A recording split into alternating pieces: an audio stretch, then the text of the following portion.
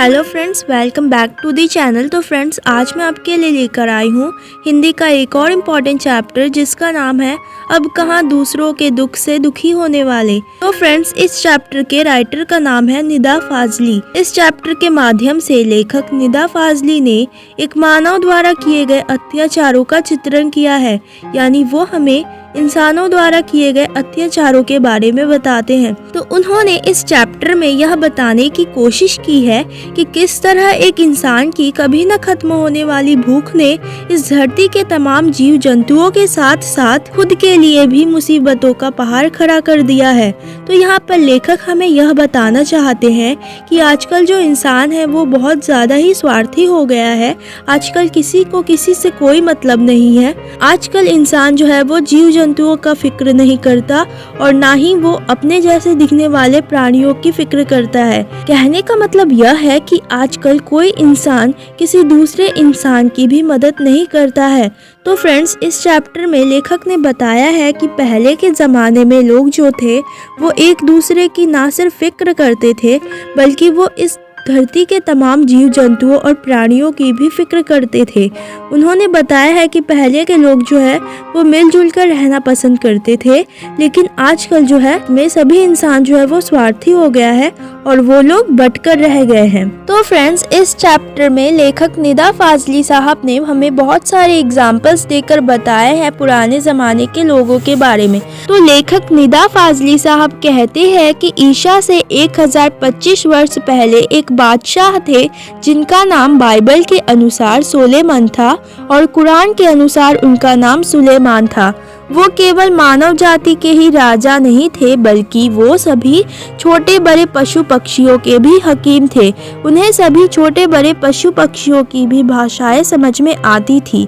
आगे निदा फाजली साहब कहते हैं कि एक बार बादशाह सुलेमान अपने लश्कर के साथ एक रास्ते से गुजर रहे थे। इसी रास्ते से कुछ चींटियां जा रही थी। तो जब चींटियों ने घोड़े के आने की आवाज सुनी तो वो डरकर एक दूसरे से कहने लगी, आप जल्दी जल्दी अपने अपने बिलों में चलो, फौज आ रही है। बादशाह सुलेमान चींटियों की बात सुनकर कुछ दूर पर ही रुक गए और वो चींटियों को संबोधित करते हुए बोले, घबराओ नहीं, सुलेमान को खुदा ने सबका रखवाला बनाया है। मैं किसी के लिए मुसीबत नहीं हूँ, मैं सबके लिए मोहब्बत हूँ। चींटियों ने भी बादशाह सुलेमान के हक में दुआ की और बादशाह सुलेमान अपनी मंजिल की ओर रवाना हो गए। आगे लेखक निदा फाजली साहब हमें सिंधी भाषा के महाकवि शेख अयाज का एग्जाम्पल देते हुए कहते हैं कि सिंधी भाषा के महाकवि शेख अयाज ने अपनी आत्मकथा में लिखा है कि हर रोज की तरह जब उनके पिता कुएं से नहाकर घर वापस आए तो उनकी माँ ने उनके लिए भोजन परोसा। उन्होंने रोटी का एक कौर तोड़ा ही था, तभी उन्हें अपने बाजू में एक काला च्योंटा रेंगता हुआ दिखाई दिया। च्योंटा एक इंसेक्ट होता है। वो तुरंत भोजन छोड़कर उठे और सबसे पहले उस बेघर हुए च्योंटे को वापस उसके घर यानी कि कुएं पर जाकर छोड़ आए। तो यहाँ पर लेखक जो है वो कहना चाहते हैं कि कोई एक च्योंटे के लिए इतना कैसे कर सकता है और आजकल का इंसान तो ऐसा करेगा भी नहीं। तो इस पाठ के अनुसार बाइबल और दूसरे ग्रंथों में नूह नामक एक पैगंबर का जिक्र मिलता है जिनका असली नाम लश्कर था, लेकिन अरब इलाके में इस पैगंबर को नूह नाम से जाना जाता था क्योंकि नूह पूरी जिंदगी रोते रहे। एक समय की बात है, पैगंबर नूह के सामने से एक घायल कुत्ता गुजरा। वैसे तो इस्लाम में कुत्ते को गंदा या नापाक माना जाता है, इसलिए नूह ने इस गंदे कुत्ते को दूर जाने को कहा। उस कुत्ते ने इस धुतकार को सुनकर उत्तर दिया, ना मैं अपनी मर्जी से कुत्ता हूँ और ना तुम अपनी पसंद से इंसान हो, हम दोनों को बनाने वाला एक ही है।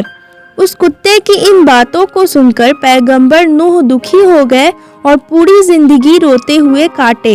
इस चैप्टर के एक अंश में यह भी बताया गया है कि महाभारत काल में भी एक कुत्ते ने पांडव युधिष्ठिर का साथ अंत तक निभाया था। लेखक कहते हैं कि यह धरती किसी एक की नहीं हो सकती। इस धरती पर सभी जीव जंतुओं, पशु, नदी, पहाड़ सबका एक समान अधिकार है, लेखक कहते हैं कि एक समय था जब लोग एक साथ मिलजुल कर रहना पसंद करते थे, परंतु अब छोटे छोटे डिब्बे जैसे घरों में ही सिमट कर रह गए हैं।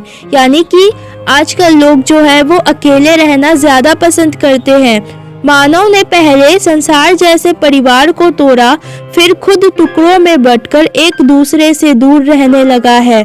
लेखक कहते हैं कि कहीं न कहीं बढ़ती हुई आबादी के कारण समंदर को भी पीछे हटना पड़ रहा है, पेड़ों को रास्ते से हटाना पड़ रहा है, जिस कारण फैले प्रदूषण ने पक्षियों को भगाना शुरू कर दिया है।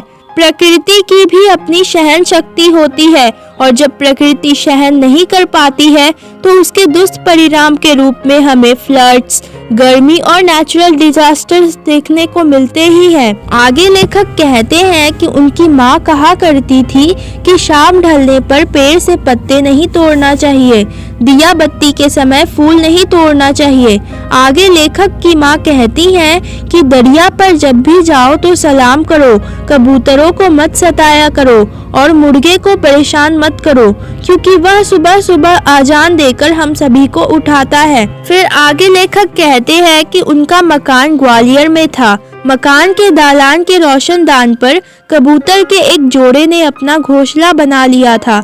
एक बार एक बिल्ली ने उचक कर दो में से एक अंडा फोड़ दिया।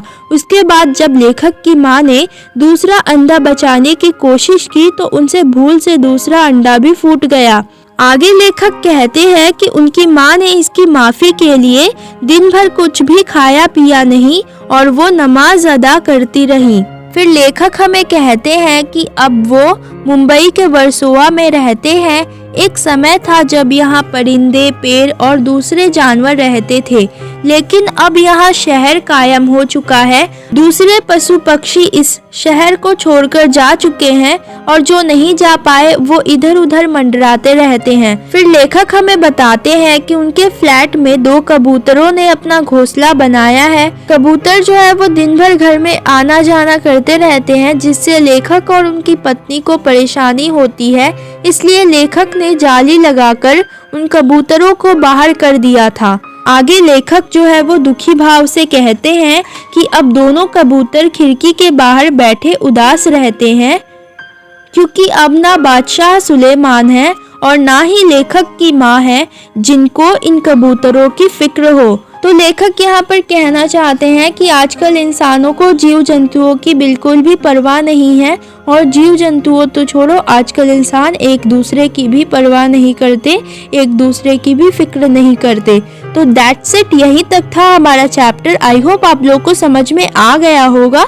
तो फ्रेंड्स, वीडियो पसंद आई हो तो लाइक कर देना, और जिन्होंने अभी तक इस चैनल को सब्सक्राइब नहीं किया है कर दो यार। और आप लोग चाहे तो मुझे इंस्टाग्राम पर फॉलो कर सकते हैं, जिसका लिंक आपको डिस्क्रिप्शन बॉक्स से मिल जाएगा। तो आज के लिए बस इतना है, मिलते हैं नेक्स्ट वीडियो में।